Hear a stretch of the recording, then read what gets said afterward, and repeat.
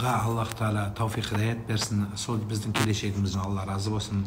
Біздің қатемізді түзейтін, біздің қатемізді толықпаған жерлерімізді толықтастырып, ары қарай ілгерілетіп, үлкен дәрежеге жеткізетін сіздер боласыздар. Сондықтан өмірлеріңізге береке берсін, перзенттеріңізге береке берсін. Рахмет. Алланың алдына лайық болсам, менің ең маған берген Алланың сыйлығы сіздердің осы тыңдап әрбір сөзді өзді өмірлеріңізге пайдалға асыруғаннан артық мен үшін сыйлық жоқ.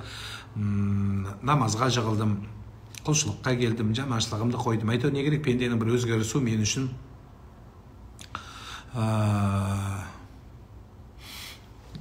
дұрыс болады. Ұстаз, мен исламтану факультетінде оқимын. Отандық, патриоттық, діни әндер айтсам, мамандығыма сын болмай ма? Жоқ, несі? Айту керек. Ескендір Хасанғалиев атаңның Ғафу Қайырбек ағаңның сөзіне жазылған күннің өзі қимай ұясына батады екен деп айтылатын атамекенді неге айтпасқа, неге біздің әнұранымызды айтпасқа, мен қазақпын деп неге айтпасқа, көк тудың желбіреген неге айтпасқа, біз не тек қана имам молда болу керек па, ислам танусын? Жоқ, жан айт. Содан нағыз патриоттық ұлтжанды болып осыдан өсу деген сөз. Ертеден кешке дейін тек қана шариғатпен өмір сүре алмайды адам. Сондықтан біздің мемлекетіміз бар, Құдайға шүкір алтыным. Сондықтан соған қарай бейімделу керек жан.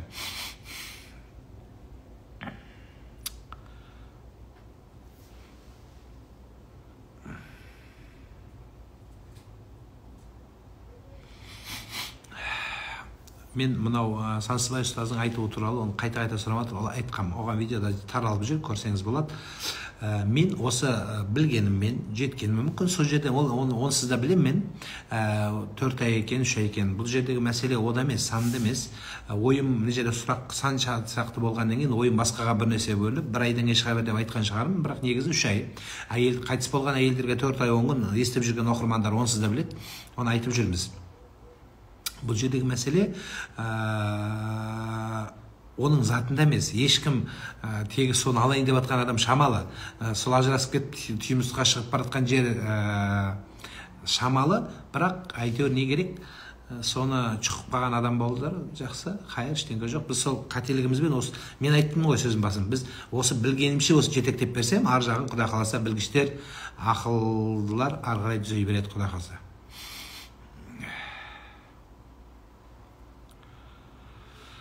Кредит болса садақа бере ала ма? Бере алады. Әділетсіздік қоғамда жиі орын алып кетті. Әділетсіздік. Имам Махди шығатын уақыт жақындады ма дейді. Асығып атыспа не? Әділетсіздік не? Бұрын болмаған ма не? Совет өкіметі кезінде әділетсіздік болған жоқ па не?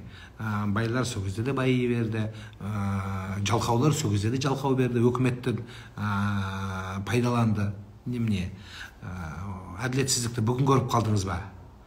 Мәут деген не? Мәут деген өлім деген сөз.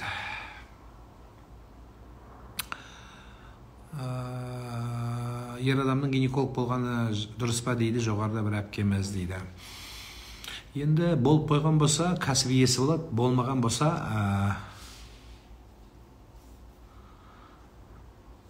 енді әркім өз мамандығына лайықты оқыған жақсы шығар. Тәубесіне келсе күнә жазылама? Жоқ, тәубе деген сөз ат-тайибу минан замбин кама ла замба лаху. Бір адам күнәдан тәубе етсе, күнәсіз адам сияқты болады дейді. Сол үшін айтады ғой, біреудің қателігін айта берме дейді. Неге десе, оның қателігін сен естідің дейді, бірақ оның тәубе қылған естіген жоқсың дейді. Алланың алдында оның тәубесі өтіп кеткен болса, сенің ахуалың бітті дейді. Сондықтан азан шақырып қойған атты 15 жылдан кейін басқа атқа ауыстыруға бола ма? Ислам бұл мәселеге не дейді? Негізі атты ауыстырмаған жақсы, бір рет ат қойылып сомен қалады. Бірақ ат азан шақырылсын, шақырылмасын, атқа сәл ыңғайсыз аттар қойса,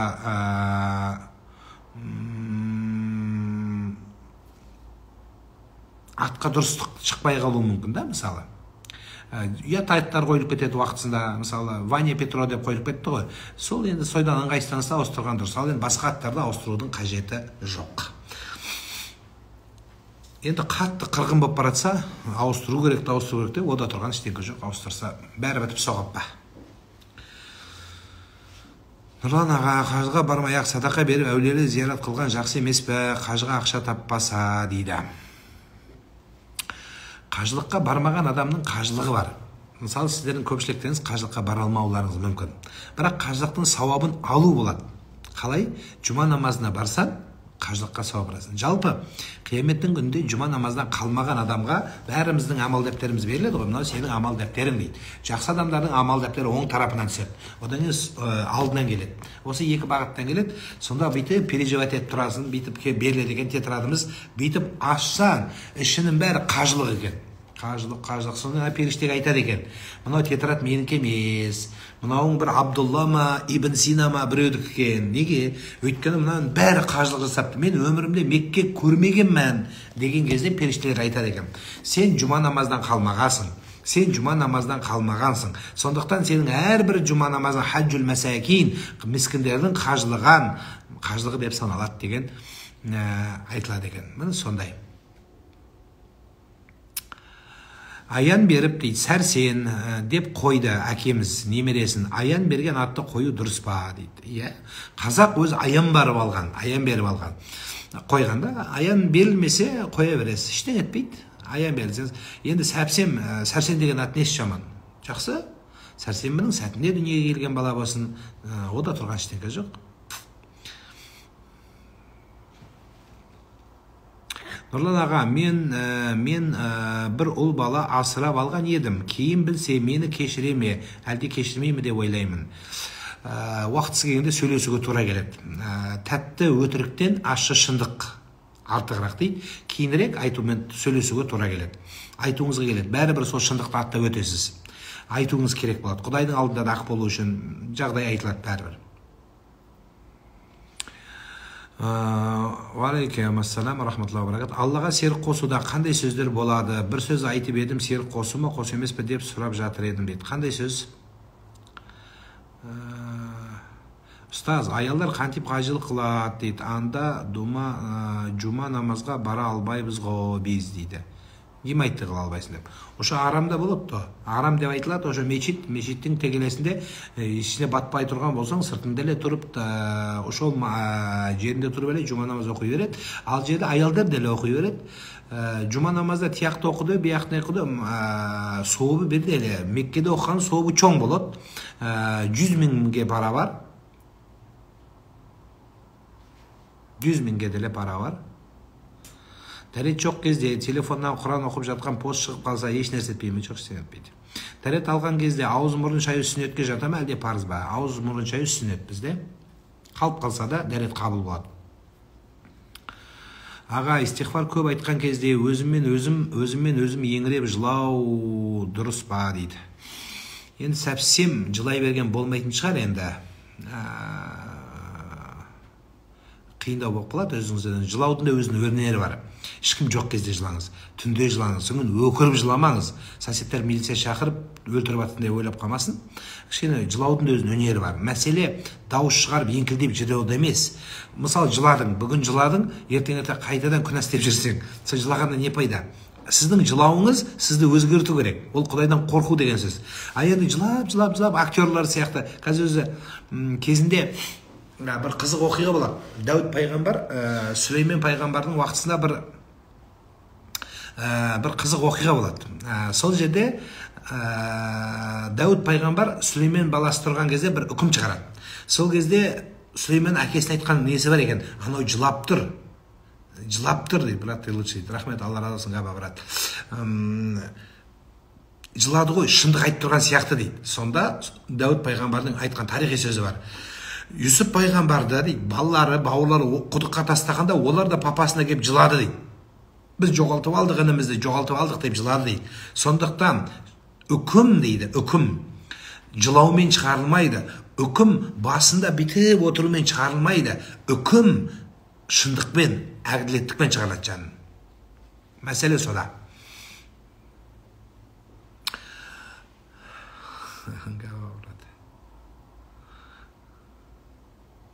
Салафит деген араб па дейді, жоқ, қазақ. 5 уақытта әлі жатталмай жүрмін. Кітапқа қарап оқи беріңіз. Намазды қайта қол кетірген қаншалық? Біздің мазхабта бір рет көтеріледі. Ассалаумағалейкум. Дәретсіз смартфонда Құран оқу рұқсат етіледі дейді. Соған тоқталып кетсеңіз, мысалы жолда, жұмыста. Дәрет, кітап оқу, Құран оқу екі түрлі болады. қазір жастар басынан түсіндіріп берейін. Құран оқу екі түрлі болады. Жаттап алған Құранды оқу болады, және таза арабша мұсхаф, таза кітапты полный басынан аяғына дейін арабша жазылған кітапты оқу. Мынандай жазумен жазылған кітапты қол тигізуді екі түрлі Құран болады. Құранды ұстап оқу болады, және жаттағанды оқу болады. Екі түрлі Құран оқу болады. Енді жаттаған Құранды дәретсіз оқи берсең болады. Бірақ дәретпен оқыған сауаптырақ. Тағы да біліп алыңыздар. Одан кейін ал кітапты, Құран кітапты дәретсіз ұстауға болмайды. Сыртында чехол, қап болса, онда ұстауға болады. Құрандағы телефон ғалымдардың ішінде таласты мәселе. Бірақ бас, машхур, барлық белгілі ғалымдардың келіскені, бұл телефондағы Құран телефон емес дейді, Құран емес дейді. Неге? Сен кітапты, Құранды қолға ұстағанда не деп айтады? Құранды қолға ұстадың дейді. Сен телефонды қолыңызға ұстасаңыз, ішінде Құраны бар, оны Құран ұстады демейді ғой ешкім, телефон ұстады дейді. Сондықтан бұны дәретсіз оқыса болады деген үкім бірауыздан айтылады. Бірақ тағы да дәретпен оқыған сауаптырақ. Лайк.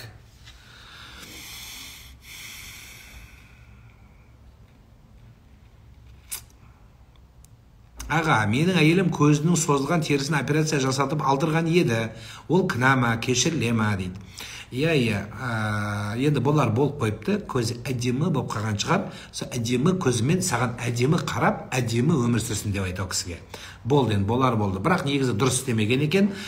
Десе де, мына блефаропластика адамның өміріне қажетті болған кезде ғана істеледі. Мысалы, мына үстіндегі блефаропластика, мына тері, совсем көзді жауып қалса, бейт көремай, сені көремай, ей Сұлтан, ей Руслан, қайдасың деп басы столбыға соғылып қалса, сонда мынаны сылып алып тастап, саған бітіп әдемі болып қарап жүрсе болады.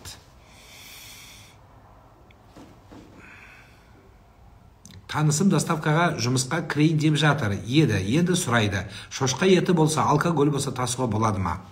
Ол доставщик болып кірді. Доставщикке не береді сон? Әлбетте доставканың ішінде берілсе, ол бейт қолын арақ бермейтін шығар, енді орап береді. Пакеттің ішіне мысалы саған береді. Пакеттің ішіне героин салып жіберсе, сіз қайдан білесіз? Сол сияқты дүние. Бірақ нақты білсе, конечно, апармағаны жақсырақ. Бірақ ол оның жұмысына кесір бермегені жақсы.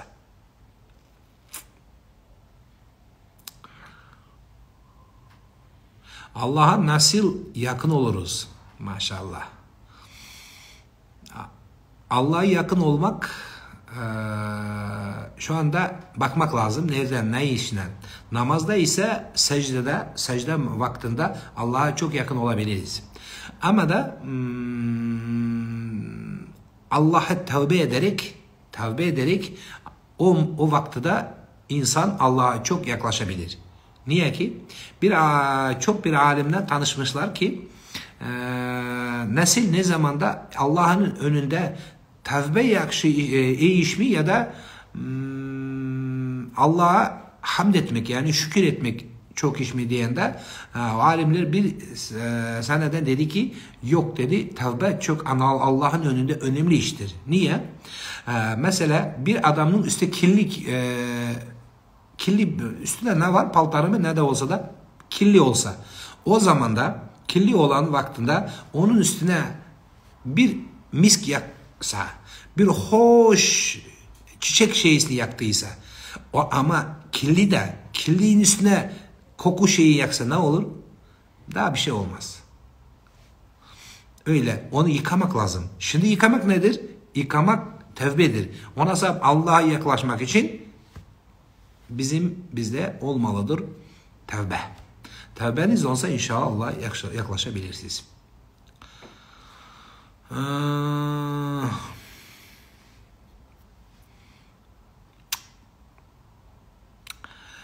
Жекеңізге қалай шыға аламыз? Жаза беріңіз, дайрекке арасынан бөліп жауап берерміз. Кештеу болса да жауап беремін. Мұхаммед деп қоюға бола ма баланың есімін? Болады.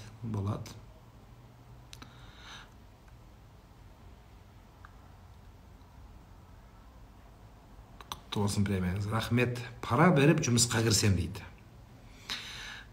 Сен берме, жайна қыз, берме, арам болады. Тәртіпке бағынған бас құл болмайды деп жатады ғой. Бірақ бастық адам артық кетіп жатса, орнына қалай қоюға болады? Бірақ жұмыстан айырылып қалмайтындай дейді. Білмедім жаным, білмедім. Дезодорант қолдануға бола ма? Қолдану керексіз. Дезодорантты бәрі қолдану керек. Еркегі де, әйелі де. Мына адамның денесінде 4 макрух болады. Адамның денесінде 4 макрух болады. Соның біреуі адамның мына қолтығының асты. Қолтығының астына дезодорант қолдану керек. Ана өсіп кеткен нәрселердің бәрін тазалау керек. Кейбір өсіп кеткенде жүре алмай қалады. Бүйтіп походкалар өзгеріп, бүйтіп бәрі жылып тазалап, бүйтсең бүйтіп қалады. Оны өзің білесің. Жұласың ба, қырасың ба, әйтеуір таза болса болды. Жаңағы депиляционный не қолданасың ба, крем қолданасың ба, шугаринг қыласың ба, әйтеуір не керек, бәрін таза болса болды. Енді тек қана өртемесең болды, пожарный келемей қалып жүрмесін. Солай. Негізі таза болу керек. Әсіресе мына айтайын дегенім, үлкен кісілер көп мән бермейді.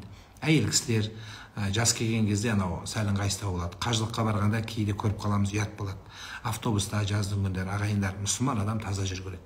Бұл сондай мән мағынаға ие. Былай қарағанда күлкілі нәрсе сияқты қайтыс болған адамның, мен сіздерге айтайын, мысалы бір адамның денесі табылса, бір адамның денесі басы жоқ. Мұсылман ба, мұсылман емес пе, қайдан білеміз дегенде оның сүннет жағына ешкім қарамайды. Мына қолтығына қарасын дейді.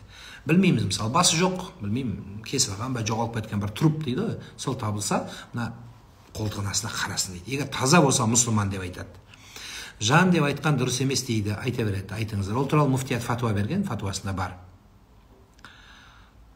Арабша үйренуге бола ма дейді. Болады, мешітке барыңыз.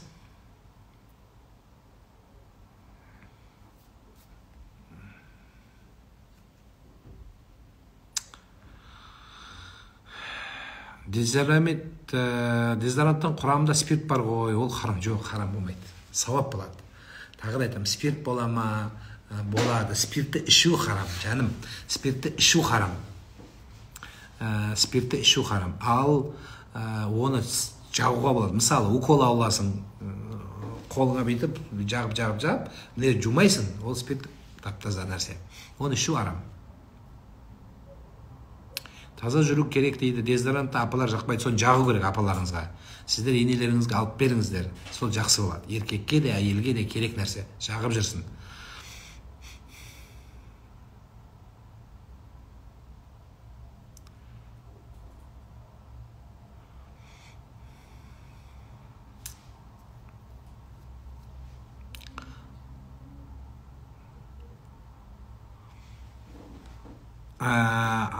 Намаз оқимын, ауырған кезде арақ спиртпен сылайды, сол дұрыс па? Дұрыс, ода тұрған ештеңе жоқ.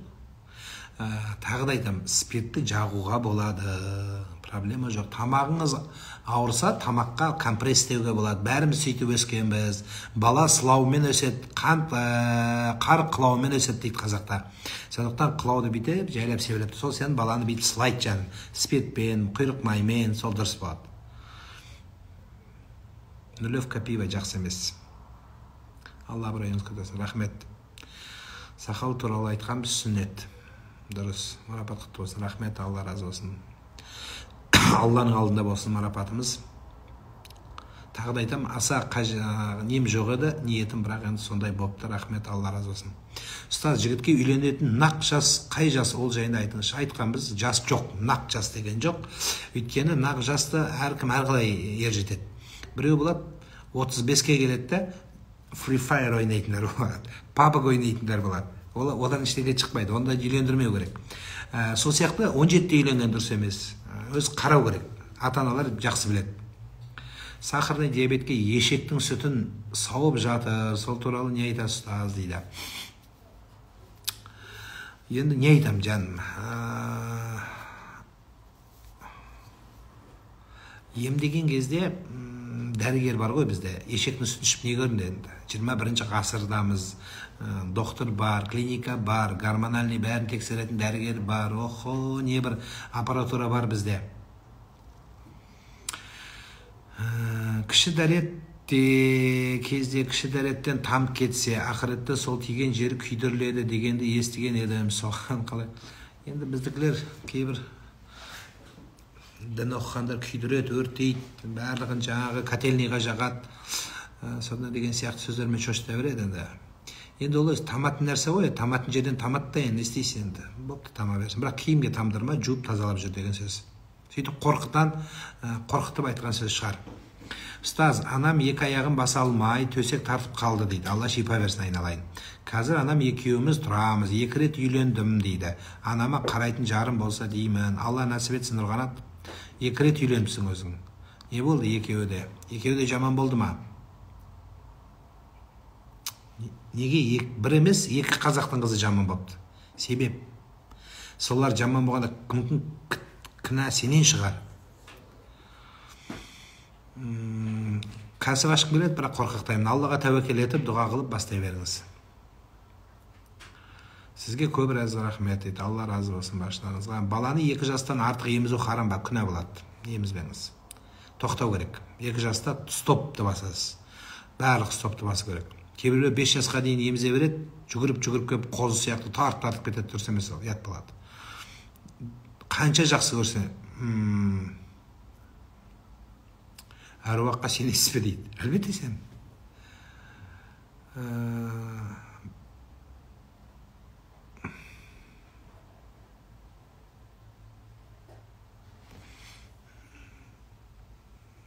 Совет үкіметінің адамдарына дейді, ұнау үшін дейді. Тағы нені халал етіп бересіз ұстаз дейді.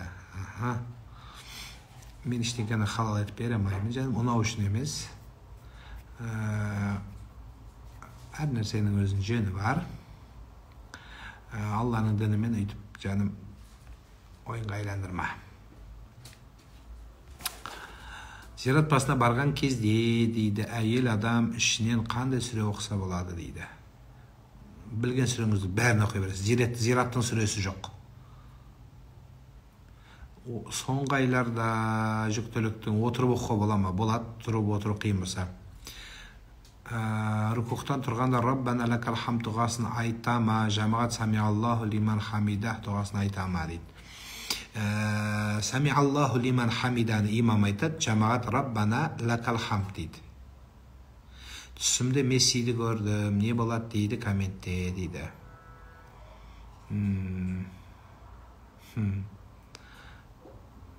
Оған точно футбол қатты кетіп бара. Остановись беби деген сөз олды. Футболға қатты кетіп бара жатсың, кішкене Құран оқы, кітап оқы, телефоннан шық деген сөз ол.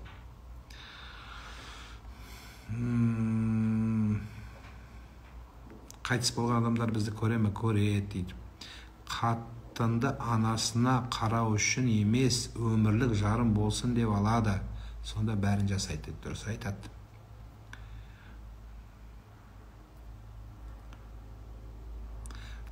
Тахаджуд намазын оқығанда Құдай жақын болады деген рас па? Тахаджуд намаздан ғана емес, құлшылыққа келген адам бәріне жақын. Одан кейін жақындық деген сөзді сіздер мынау бүйтіп жақындау деген түсінік емес бұл жерде. Бұл жерде дұғасының қабыл болуы деген мағынаға келеді көбінесе. Әйтпесе Құдайға егер мына физиологиялық жақындауға салатын болсаңыз, онда адасып кетесіз. Ол жерде ондай түсінік емес. Балам ауырып туылды дейді, қайтыс болды, ана жақта ауырама, мен уайымдаймын, ауырып жүрме деп. Жоқ, жаным. Жоқ. 2 жастан баланы асырып емізген дұрыс емес. Тоқтату керек. Құранда толық 2 жас деген.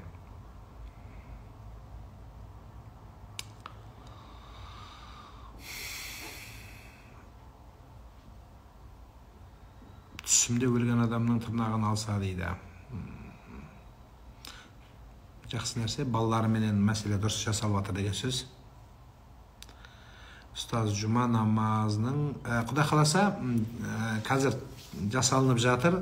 Осы түстің қазақша версиясы 6 үлкен кітапты жинақтап жатырмын. Солардың мәселесімен түстің приложениесін дайындаймын, Құдай қаласа. Осыны телефондарыңызға жүктелетін болады. Менің өзім авторлық приложением болады ол. Барлық дәлелдеріменен, көрсетілген кітаптарыменен, аудармасымен барлығын салатын боламыз. Көрген түсіңізді жазасыз, главный сөз тересіз, ар жағынан түсіңіздің жорымы шығатын болады. Сонда кішкене жеңілдейтін боламыз. Сақал өсіруге үйдегілер қарсы дейді. Ол туралы талай айтқанбыз, жаным, сен сақалды өсірмей, сауапты өсір. сен сауапты өсір. Не қыласың? Сақалды өсір. Сақал өзі шыққан шығады. Сақалдан басқаны өсірсінші, мінезіңді өсір, жақсылап тәрбиеле, өзің тіліңе ие бол, күнәдан қаш, соған жақсы болады. Жилстрой туралы түсіндірме беріңізші дейді. Өткенде айтқам, тағы да айтып түсіндірейін. Бір азамат айтады. Ақша жинап жатырмыз дейді. Содан досым келді, ақша бере тұршы дейді, қарызға дейді. Өліп кетейін берем дейді, бердім дейді. 5 миллион бердім, жоқ дейді. Бір ма? Содан кейін үйдегілерге бердім дейді, бауырлармен туысқандардан ажырап біттік дейді. Әйелім туысқандарына бердім, онымен әйелмен ажырасатын болдым дейді. Содан кейін қайда апарам дейді. Тығайтын болсам бір нәрсе сатып ала береміз дейді. Қызығамыз, ананы сатып аламыз, өмір ақша жиналмайды дейді. Квартирадан квартира өлетін болдық дейді. Ай, май 90 мың, 100 мың, 90 мың, 100 мың төлей беремін. Жиналса, ақша құралады дейді. Сонымен енді тұрса, жарат жібереді. Соны Жилстройбанкқа апарып қойып, депозиті бар, сіз әшейін қойып, сол жерге апарып салып, содан сатып алсам, банкта варианттар көп қой. Соның бір варианты банкқа ұстасам бола ма? Деген сұраққа болады деп жауап берген. Жаңа жыл жайлы неге болмайды деп айтпадыңыз? Ол туралы муфтияттығына қайырласыз. Менің айтқан сөзімнің тағы да қайталап берем аз болса, біз зайырлы мемлекетпіз. Жаңа жыл туралы сен жақсылап естіген жоқсың. Басын естігенде нервің шыдамай шығып кетті. Сен аяғына дейін тыңдасаң, керегіңді аласың. Сондықтан мен әр адамның жүрегіне жол табу маған міндет емес. Мен шариғаттың жүзімен, мемлекеттің жүзімен, біз Қазақстан елдің заңымен айттым. Содан кейін оны қарсы алатындарға қарсы ала бер деп айтқан жоқпын. Ол мемлекеттің мерекесі дедім. Оны шатастырма. Шариғаттың барлық жағын жетістіріп жүргенін шамалы білеміз. Сондықтан оны апарып, дінге апарып, діндегін барып, мына жаққа салыстырудың керегі жоқ. Ол мемлекеттің мерекесіне араласпаңыздар дедім. Сондықтан мәселе сол. Ал бірақ жаңа айттым ғой, жаңа жыл деген шариғатта бар ма дегенде жоқ, елка бар ма деген жоқ деп тұрмын. Түнгі 2-де тамақ ішпей ақ қойып жақсылап тыңдамайсың соғына дейін. Нервің шыдаса.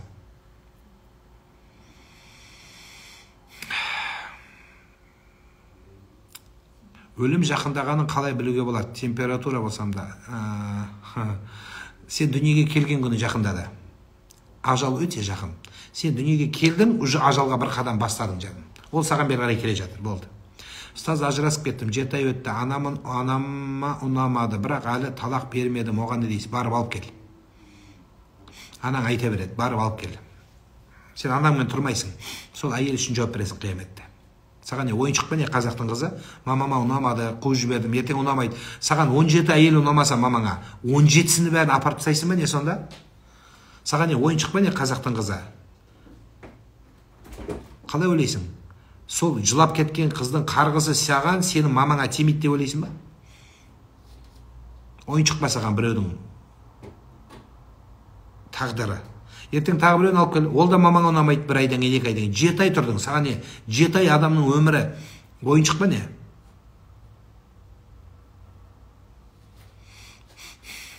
Жоғарыдағылар сізбен жұмыс жасап қойды. Жоқ, қателесесіз.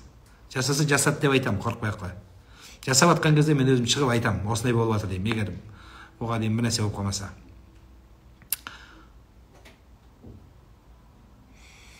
Сол. Сондықтан ардақтым, қой, сен қазақтың қызын қорламай деп. Сол әйелді бар да қайтып алып кел. Содан таппайсың жақсысын. Мамаңды сөйлес, мамаңа түсіндіріп айт, осымен өмір сүрімде. Барып алып кел. Құрбыларым наша тыңдауға болмайды дейді, дұрыс, қазақша өлең тыңда. Патриоттық қазақша өлең тыңдағаның әлде қайда артығырақ. Ағам, әйелімді қабылдамағандар, не тек әйелмен ғана тамақ ішсем деп ата-анамда тұрғысы жоқ, не істеуге болады? Кешірім сұрасақ кешірмеймін дейді. Түсінбедім. Мына кішкене жүріп кетіп жатыр, тоқтай тұрайық, көріп алайық мынаны бүйтіп. Так.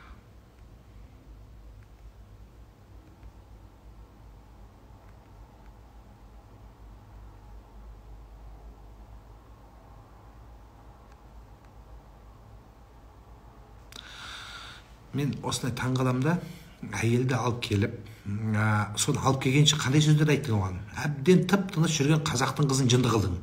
бүйтем де сөйтем, бәрін шешем, отвечаю деп сүйем, күйем, неше түрлі сөздерді айттың. Енді алып келдің.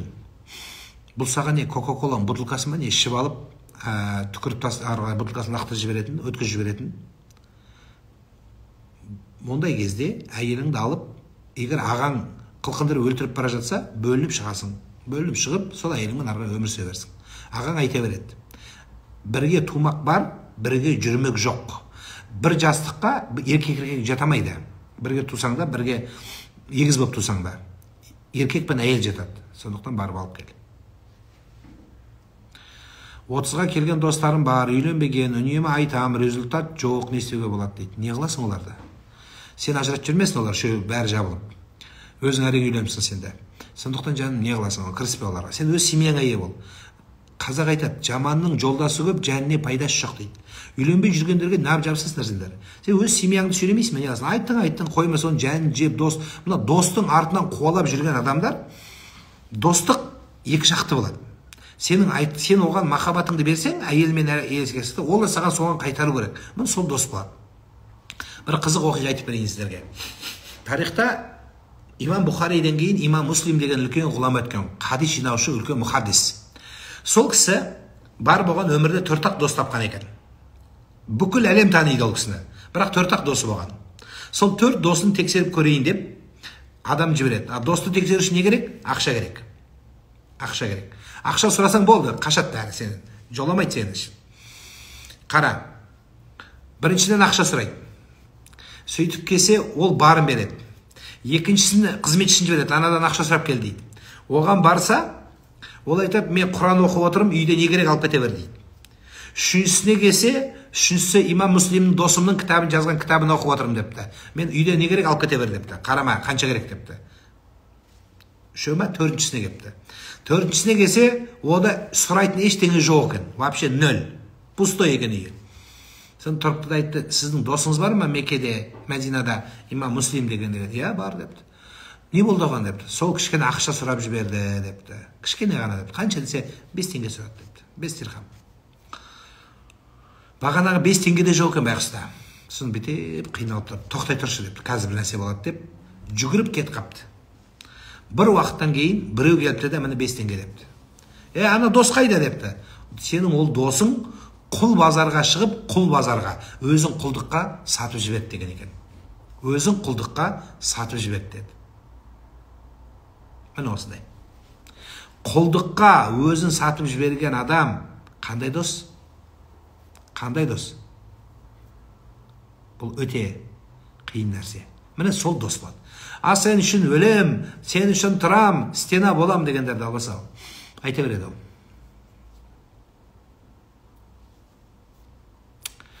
Сізді үйде іліп қойған көз жайлы адыраспен аластау туралы не айтасыз дейді. Көз ілу дұрыс емес. Адыраспен аластауға болады егер ол иіс ретінде немесе антисептик ретінде қолданса. Барлық нәрсеге жабыса бермеңіздер.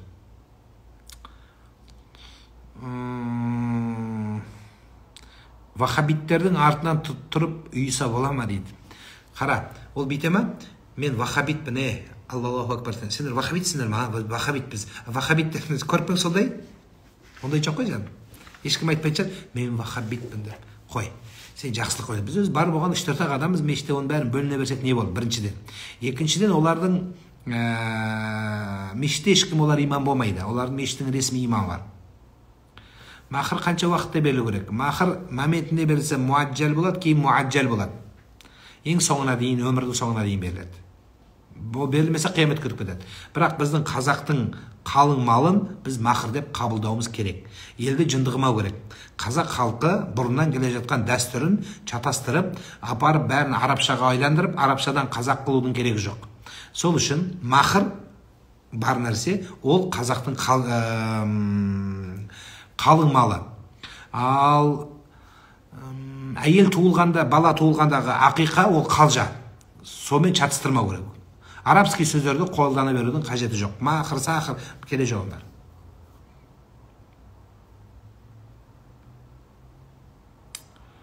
Он жастағы балам қорқа береді. Дем салдырып қой. Дәрігердің показаниясымен 1 айлық баланы алдыруға боламын. Осы жерде аккаунтта бар.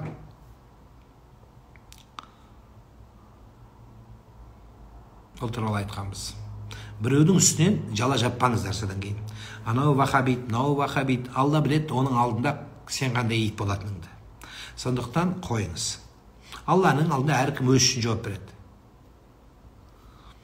Ұстаз, дүкенде бұрыннан қалған тұмар бар, оқылған дейді, оны лақтыру керек па дейді. Жоқ, оны суға ағызып жіберу. Лақтыру деген сөзді қойыңыздар. Суға ағызбаңыз, ағызып жібер, болды, тастай салу.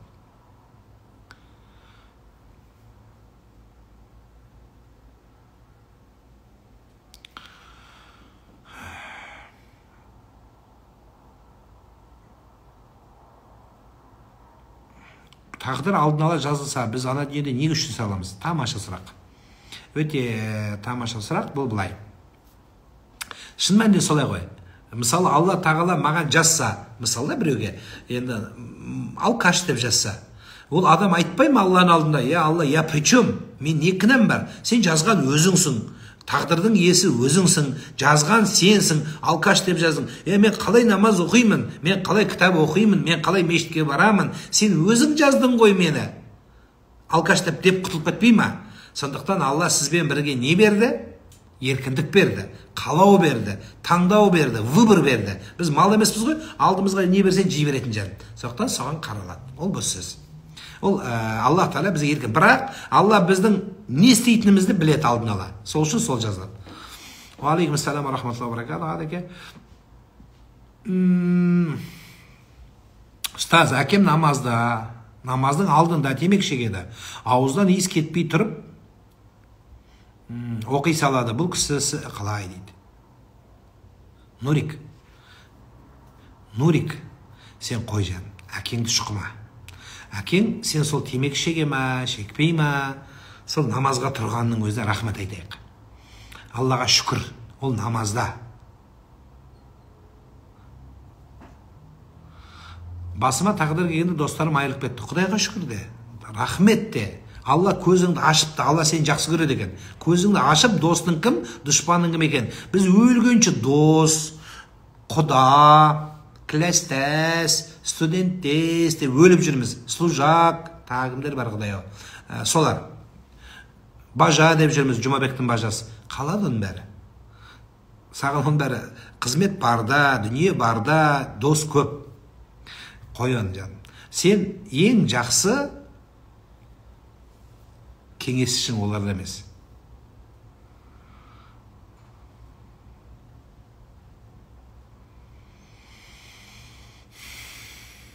Жанаділ Райымбеков, ол біздің бауырымыз, Алла разы болсын.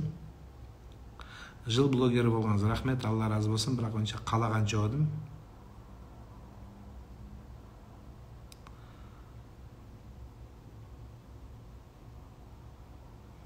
Мен біреуді шұқу туралы осы жерде ең соңғы алдыңғы пост салғам, соны көріңізде сол жерде айтқам. Құранның ішіне кіріп, аяттарды шығарып, хадистерді арабшалап айтпай-ақ, әжем қазақтың сөзімен түсіндіріп бергем. Қой деп. Гипноз сиқыр болады. Сиқыр элементтерінің бір элементі болады. Ұстаз, намазды бастаған кездегі ләззатты сезіне алмай жүрмін дейді. Дұрыс. Өйткені сезіне алмай жүргеніңіздің себебі сіз кішкене маңайыңызды реттеуіңіз керек. Қасыңызды реттеуіңіз керек. Содан кейін тәубаны әрдайым жаңалап тұру керек. Екі жол.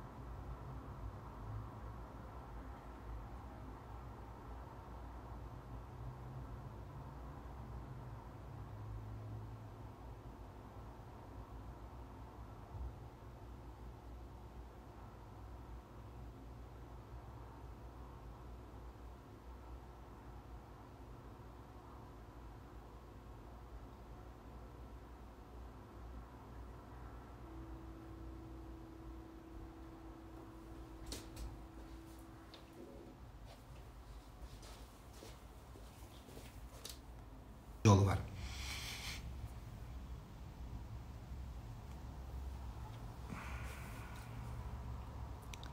Кішкентай кезінде жасаған жақсырақ болады. Алла шипа берсін. Тахаджудта бір ұйықтап тұру міндет пе? Жоқ, міндет емес, бірақ жақсырақ болады. Қараза оразаны қалай оқимын? Оразаны оқымайды, ұстайды. Ой, менің қарындасым қосылды. Айшолпан. Қарыз оразаны қалаған уақытыңызда ұстайсыз. Қалаған уақытыңызда күніңізді ұстай бересіз. Ана жұма күні ұсталмайды дегенге жүрмейді, ол қарыз болады. Ол нафил оразалар айтылады, сіздің ораза мойныңызда қалаған уақытында. Қазір ұстап салсаңыз болады, және қатар ұстау міндет емес. Мысалы, сіз 10 күн қарызсыз. Мысалы, бір 10 күн ұсталмай қалды. 10 күннің подряд ұстау шарт емес. Бүгін бір күн ұстаңыз, ертең 2 күн ұстаңыз, солай болады. Ғұсылсыз қайтыс болса не болады? Молда жуады, бәрібір жуамыз. Жуады ғой бәрібір.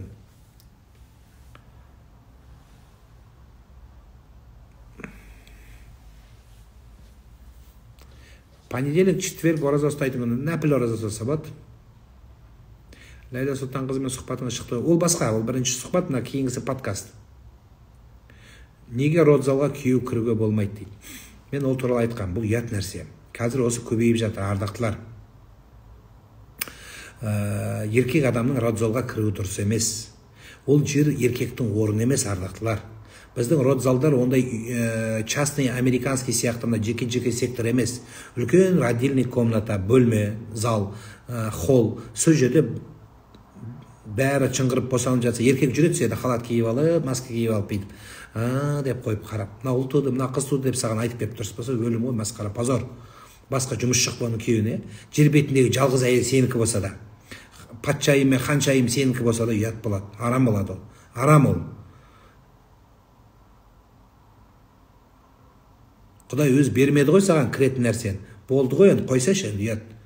Қатты жақсы көрсең, махаббатың страшный болса, коридорда, далада тұрып жылай бер, дұға қылай бер. Я Алла, аман есен босаншыншы әйелім деп жылай бер. Жыла, сәжде қыл, намаз оқы, өліп қалмасыншы әйелім, балам, мама, жылай берсе жерде. Таңға дейін жыла. Ол ана жақта чыңғырып жатса, сен қоса чыңғыр коридорда. Болады.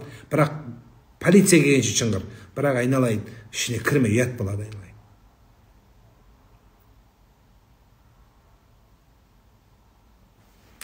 Менің бөлем 6 жыл отбасы болып жүрді. Де бала көтер алмады. Сосын ажырасты. Сосын 4 жылдан соң отбасы жігіттен бала туып алды. Некесіз дейді. Болар болып енді, несін айтасыз енді. Тем более бөлеңіз екен. Сіз соны қайталамаңыз. Ол өз жауабын өзі береді.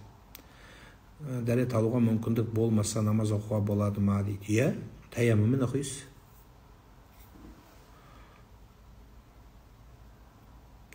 Ла юкаллифуллаху нафсан илля усаха. Алла қолдан келмеген нәрсені жүктемейді. Қырғызстанға келгенсіз бе дейді. Ова, шағарды әле, шағарды жақшы әле білем. Логвиненкода. Көйле ол ғомыз. Москва менен Логвиненконы ошо жерде мешіт бар болучу. Ошо жерге барып туратынбыз, иә. Билебиз.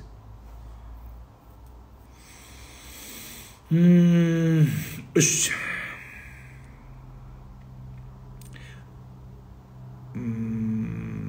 талақтан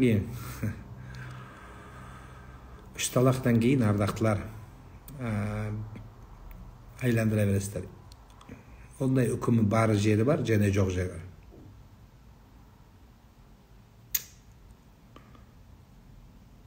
Сіздерден өтініш 6300 адам отыр, подписаться деген басып қойыңыздар, Алла разы болсын. Кардиохирург білесіз бе, қолымнан келгенше көмектескім келеді дейді.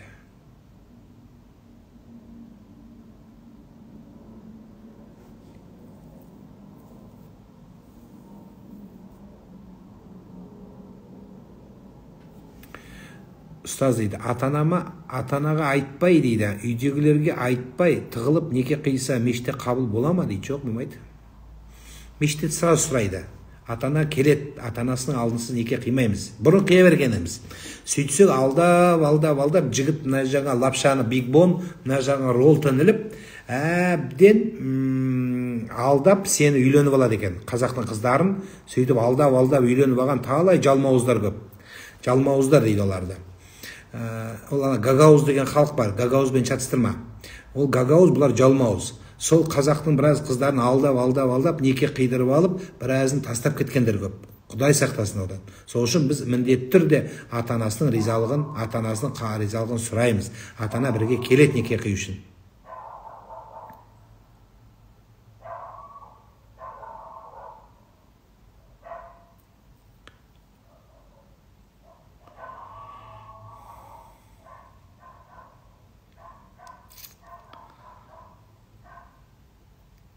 Подписались. Рахмет, Алла разы болсын, машалла.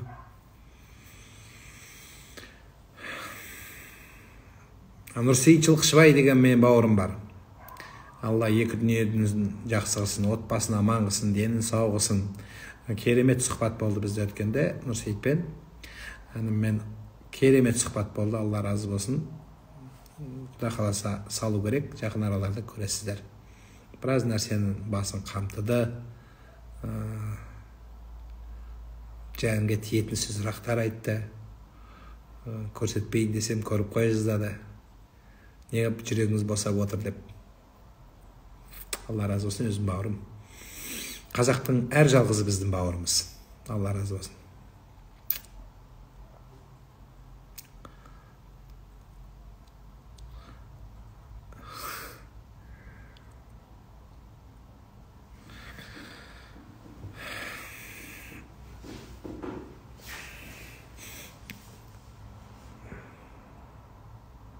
Мен жаңа кербез қарындасымыз қосылып еді.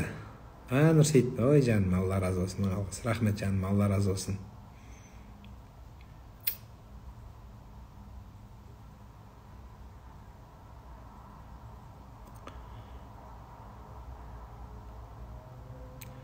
Алейкум сәлем Кербез Арыспай. Жарық.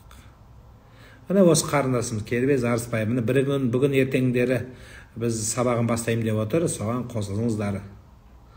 Қосыл алатын мүмкіндік болмаса, дәрет алып оқи берсе бола ма? Жоқ, болмайды. Қазақтың көзін ашыңызшы дейді. Қазақтың көзі бұрыннан ашық, ардақтым. Қазақтың көзін мен ашпағам, Құдай ашады оны. Қазақтың бәрін көзін ашып не істейсің жаным? Сен өз көзіңді өзің ашамай жүрсің. Әркім өзін ашу керек. Біз біреуді ашқымыз келеді. Жоқ, ол дұрыс емес. Өзі Алла тағала керемет айтқан хадис құдси бар. Сіздер адам өзін түземесе дейді, Алла оны түземейді дейді патшаларды. Біз біз өзіміздің басымызда проблема бар. Біз біреудікін түзетейін деп жүрміз. Жоқ, ол жақсы нәрсе емес жан. Біз өзіміздікін түзетуіміз керек, сонда біз ел боламыз. Стамбулдан жанымса, бекебас, ой алтыным, Стамбулға кетіп қалыңыза. Обычный массиге насық тату бола ма? Болмайды. Сүйіндік дейді. Қай жылғысың сен? 35 екесің. Әй, сен өзі қой ондай драш деген бәлені. Орысша грач дейді адам. Қазақша сауысқан дейді. Сауысқанның есі ауысқан дейді. Драш еткенде ол харам болады, жаным, күнә болады. Оны истимна деп айтылады араб тілінде, ол харам болады. Содан кейін ең соңында сол қолың менен қаласың, сол ауру болып. Қой ол нәрсені, жаным. Әйелге денсаулығың жарамай қалады, ауру боласың. Қой. Харам ол, жаным. Нешеде дардай апалар отыр, ағаларың отыр, қой. Құптан намазын қай уақытта оқыған дұрыс? Кірген уақытысынан таң атқанға аралықта оқи бересің. Ұйықтап қалатын таң намазына тұра алмайтындай болып қалсаң, онда сразу оқы. Таңғы намазды оқып үлгермесем, тек қана фард оқылама, сосын бірінші кірген намазды оқима, әлде оқыма. Бірінші кірген таң намазды оқи алмағансаң, сол күні сүннет 5-ге дейін оқысаң, сүннетімен қос оқисың. Егер одан кейін оқысаң, тек қана фардын оқисың. Одан кейін қарызың көп болса, тек қана бірінші кірген намазды оқисың, одан кейін барып қазаңды оқисың. Жігітімнің әке-шешесін зағип жандар, үй ішім тұрмысқа шықпа дейді, не істесем дейді. Жасың нешеде? Жасың нешеде қарындасым? Жасыңды айтшы, соған қарай жауап беріледі.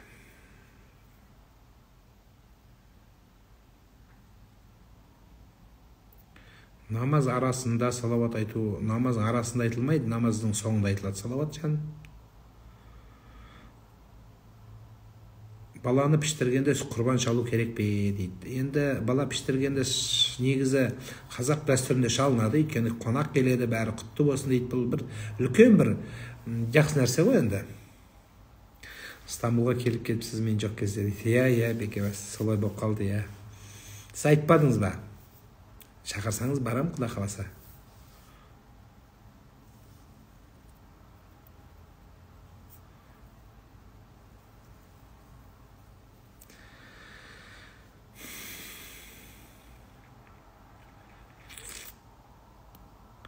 Болашақ тағдырды Алла жазып қоя ма дейді. Сен әрекет қыласың, сен кімге ұмтыласың, соны Алла жазып қояды. Балам 13-ке толды, мүшелге не істейміз? Тәрбие беріңіз, оқытыңыз, Құран жаттатыңыз, мешітке апарыңыз көбірек. Сонда қайырлы жақсы іс болады. Азарт ойын емделе емделеді. Бір үй бар дейді. Рахмет Жанбеке, Алла разы болсын. Тек таң намазын оқуға бола ма дейді. Бибинұр, бастай бер қарындасым. Намазды бастай алмай жүрмін. Қалай бастасам? Тұрып бастай бер, Гүлназ. Тұрып бастай бер жаным. Қалай бастайым? Артқа 3 шақ жасайын ба, алға 2 шақ жасайын ба, разгон алайын ба, настарт внимание, марштай дейін ба, жоқ, бастай бер. Білмесең алдын кітап қойып оқи бер. Қағаз жазып қой, стенаға қарап оқы. Әйтеуір бастай бер. Қалай болса да бастағаның артық жаным. 6300 болыппыз ғой дейді. Аллаға шүкір.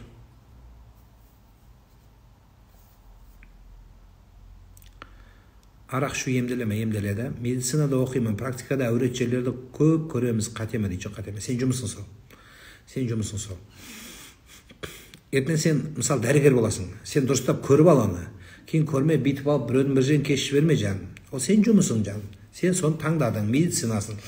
Ол сенің жұмысың.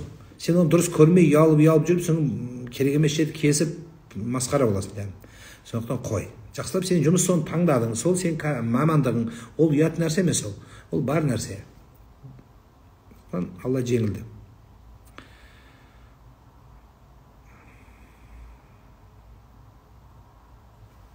Нәпіл оразада сәресіге тұра алмай қалсам, бекіте беруге болмай? Иә, бекіте бересіз.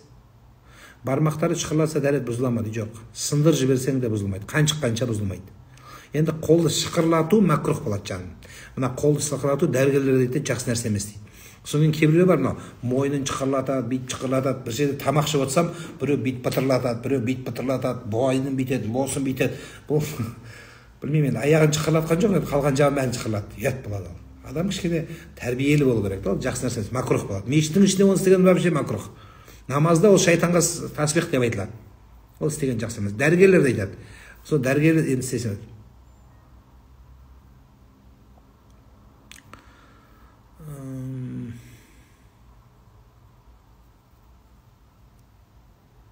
Ер адамға алтын тағуға болмай ма? Жоқ.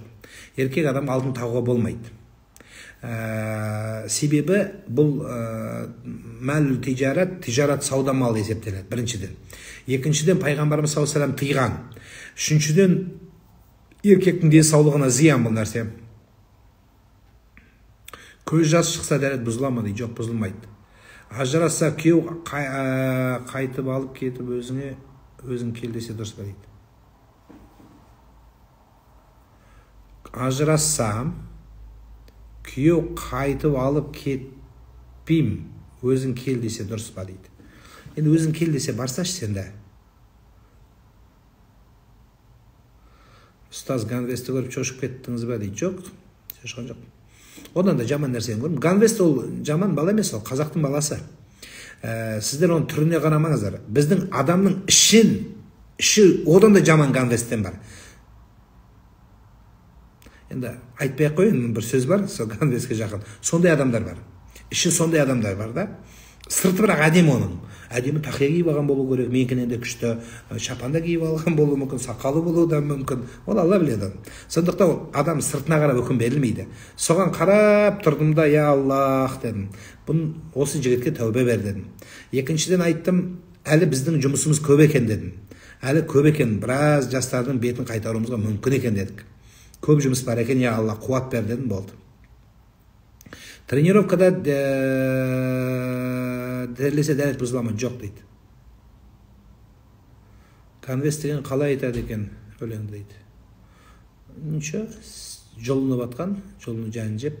Өз әнді жегенде ән айту оңай емес, жәнін салып айтасың дейді ол қазақта. Неке жүзігі әйелінікі алтын, күйеуінікі күміс болса болады ма дейді. Болады, болады.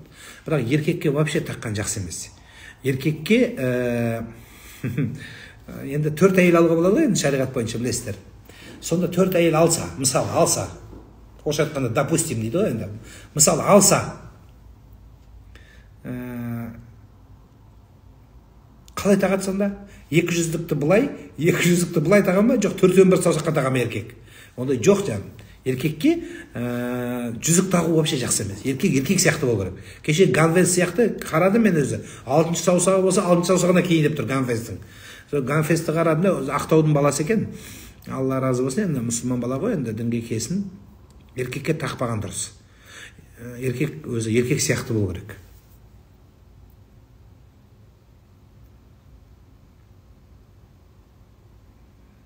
Енді қатты құмар болып, әйелі қырғын шығарып, үйде шум болып, төбелес болып жатса, иншалла. Онда күміс тақсан болады. Нұрсұлтан, тақсан болады, күміс. Әйелін қырғын шығарып, или өзің ұнаса, мысалы сен ұнаса, проблема жоқ.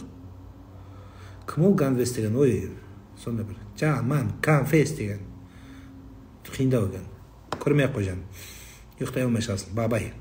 Содан кейін сол кірген жерге дем салу керек болады. Кеше ана екі ініміз, бауырымыз, не жерге дем салып қоясыз ба деді ғой.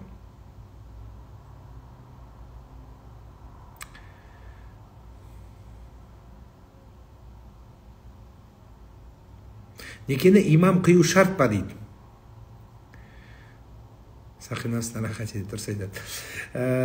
Имам қиғаны дұрыс. Өйткені жөнін біледі, шариғат жөнін біледі. Ача өз-өздеріңе қиып алайын деп бедіңіздер.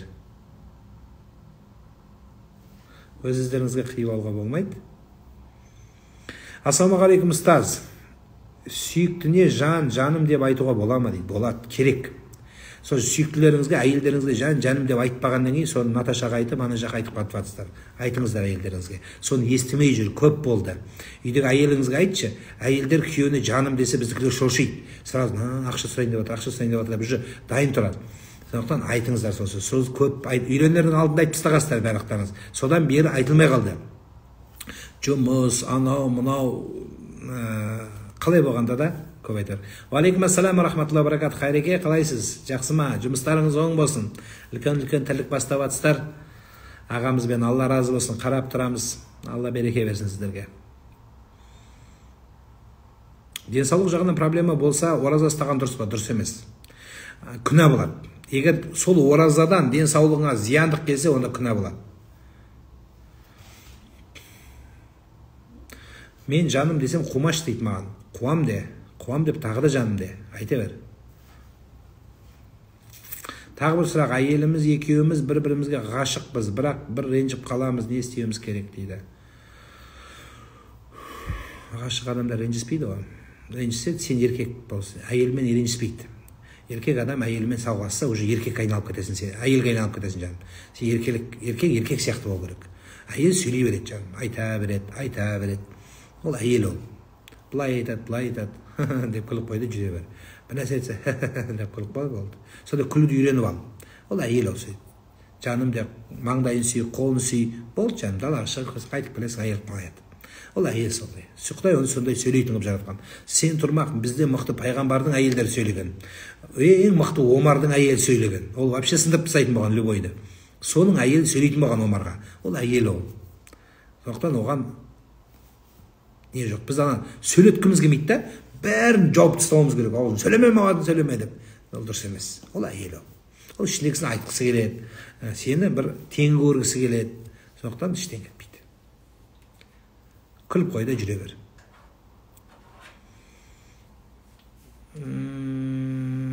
Дуаланған бар ма дейді? Бар. Ол туралы аккаунтта видео бар, көріңіз. Некесіз туылған бала өскеннен кейін неке мұсылманша қидырса. Енді мұсылманша қидырмағанда қалай қидырады жаным? Мұсылманша қидырады ғой жаным ау. Мұсылманның баласы мейлі некелі туылама, мейлі некесіз туылама, баланың кінәсі жоқ. Ол туралы осы жерде аккаунтта видео бар. Сізді блогер болып кетті дейді. Қайда кетті? Бір жаққа кетіріп жіберген ғой. Біздің қазақтар кетіріп жібереді сразу. Адресін жазып, қайтып бетіне пешатын басып отырғызып ары қарай қойыңдар. Жыл өмір құтты болсын, рахмет. Ол мына сіздердің таңдауларыңыз, Аллаға шүкір, осынша адам тыңдап. Ұстаз, менікін өтіп кеттіңіз дейді. Қызымыз 7 жаста, орамал тағып үйретсек пе деп орамал жабық киім алып бергенбіз. Бірақ ата енем қарсы, жабық киіндіңдер, сендер араласпаймыз деп отыр, не істесек ба? Дұрыс. Ата-ана жеңдікі дұрыс. Сен ондай 7 жастағы қыз не ол жаным ау? 7 жастағы қызды кішкене иман, ислам жағынан өздеріңіз жақсысыздар ма не? Сол анаңызды орамал таққан ба, жанұяңыз таққан ба жаным? Кішкене қыздың имани мәселесін көтеріңіздер, білімін көтеріңіздер, сабағы жақсы ма ол қыздың? Одан кейін үйде қыз бірінші ұзын етек кигізіп үйретсеңіздерші. Одан кейін сол мінездеріңізді, жақсы мінездеріңізді аналарыңызға көрсетіңіздер. Сол қоғам реттеледі өйтіп. Ерегісі бол, одан жақсы шықпайды жаным. Ұстаз красавчик болған. Сол красавчик болғым кеп тұрған жоқ. Алла разы болсын.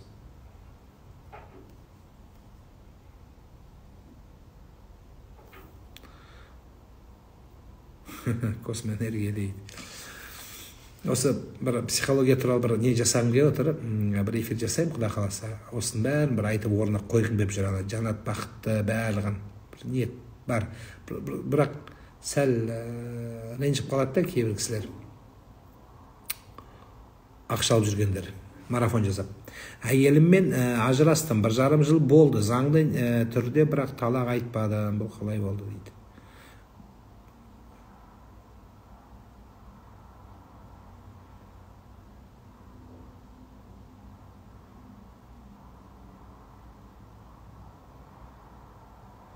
Әр адамда арман болады. Сіздің кішкентай кезіңізде халқыма қызмет етсем деген.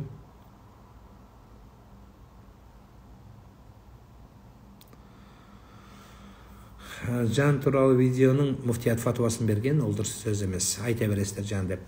Қазақтың сөзі. Боза тұры, боза харам. Ішу болмайды. Енді кейбір патуалар бар, ішсе болады, ішінде железо көп деген сияқты. Енді елдің бәрі бозашы болады үйдетін болсақ, дұрыс емес.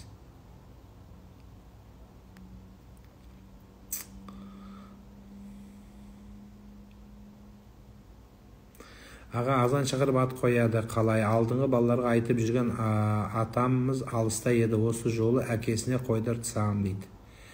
Енді оны әкесіне айтайын да, кім? Мақпал? Сізге айтамын, сіз әйел күйеуіңіз айтасыз ба? Күйеуіңіз естіпесе күйеуге айтайын. Азанды біле ме күйеуіңіз? Күйеуін айтсын.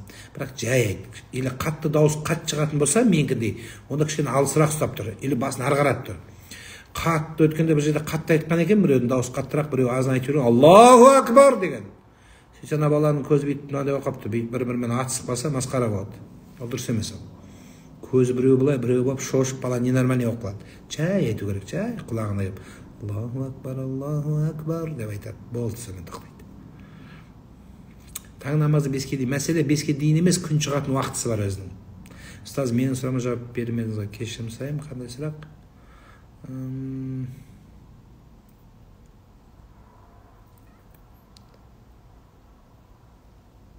Мармелад, бәне, сияқтылар, шошқалан бағдады. Онаны халал даму дегенге сол жақтан көріңіздер. Білмеймін, әйтеуір бәрі харам болып бара жатыр, білмеймін. Қайырын берсін.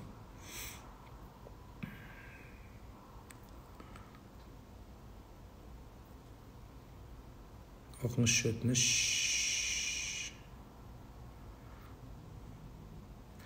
Иман мен денсаулық қатар келсе дейді. Иман денсаулықты қайсы таңдау адам дегенді түсініп беріңізші. Иманды таңдау. Дұрыс сөз емес ол.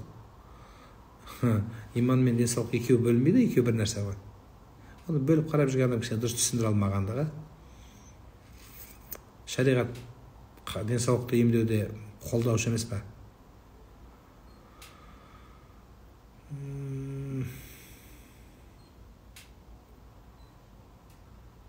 Әйел тыңдамаса не істеу керек? Сөйлесу керек, тыңдату керек, жақсы сөз айту керек, мақтау керек, құлағына отыру керек, жақсылап тұрып. Үйленетін кезде құлағына отырдың ғой, күшті қылып тұрып, тыпыр еткізбедің ғой. Оңынан кіріп, солынан шығып, солынан кіріп, оңынан шығып, жындығы жібердің ғой. Тыныш жүрген қызың. Тура сондай жасау керек. Болды. Көңілін табу керек. Әйел тыңдаған жақсы көреді.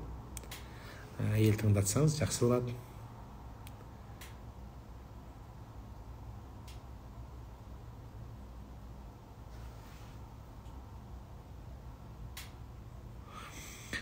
Он жылға дейін хиджаб киіп, биыл шешіп, шашын жайып тастады сіңілім дейді. Адасқан ба дейді. Астағфирулла. Бізде айтады, бәрі адасқан дейді. Жоқ, енді шайтан кішкене уасвасалайды, адамның ойы бұзылады, жан-жаққа қарайды. Сен оны не қыласың? Сен сіңілің үшін жауап бермейсің, ол өз үшін өзі жауап береді жаным. Сен өзіңе өзің жауап бересің. Не қыласың оны? Ол өз үшін өзі жауап береді. Бізде біреу-біреудің анау чұқығы үшін керек емес ол нәрсе. Так, мен алейкумассалам рахматуллахи ва баракатуху.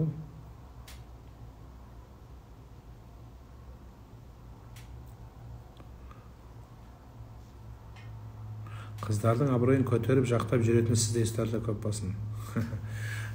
Мен қыздардың сөзін, әйелдің сөзін сөйлемеймін. Оны жақсы түсініп алыңыздар. Мен Алланың дінін айтуға тырысамын. Дін ол біреудің сөзін сөйлеп, біреуді төмен түсірмейді. Еркектерді көтеріп, әйелді түсірмейді, немесе әйелді көтеріп, еркек төмен түсірмейді. Алла Тағала бәрінің өзінің орнын қойған. Келіннің де орны бар, баланың да орны бар, дананың да орны бар, патшаның да орны бар. Туылмаған баланың да, одан кейін құмырсқаның да орны бар. Сол үшін ардақтылар, ол біреуді көтеру, біреуді түсіру емес. Алла та жол деп қуып кеткендерге не дейсіз? Алла тура жолды нәсіп етсін дейміз. Кімнің қуып жүргенін Құдай біледі, ардақтым. Оларға олай демейік. Олар енді дұрыс түсінбей жүрген шығар. Сен екеуміз не үшінбіз? Солар түзетейік те енді. Сен болайық, мен болайын. Можно ли ехать на малый хадж, не совершая пятикратный намаз? Конечно, конечно. По воле Аллаха, может, у вас там откроется иман. Я знаю такие случаи, когда человек вообще не совершал намаз. Либо пил, ввел блудный образ жизни. Поехал, исправился человек. Ну, каждому от чего-то человек должен же отталкиваться. Вот эта точка отправления будет именно Мекка. Поэтому по воле Аллаха сходите, иншаллах. Атам сәлемімді алмайды дейді. Алмай қойсын.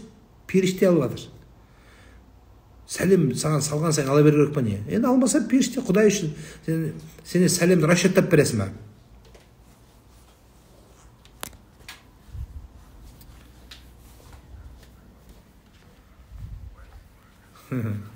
Расчеттап.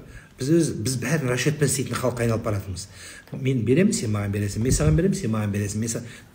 Таспен атқанға аспен ат деген барлықтарыңыздың әкелеріңіз. Осы сіздер сонда тұқымысыздар. Білесіздер ба, таспен атқанға аспен ат деген тұқым.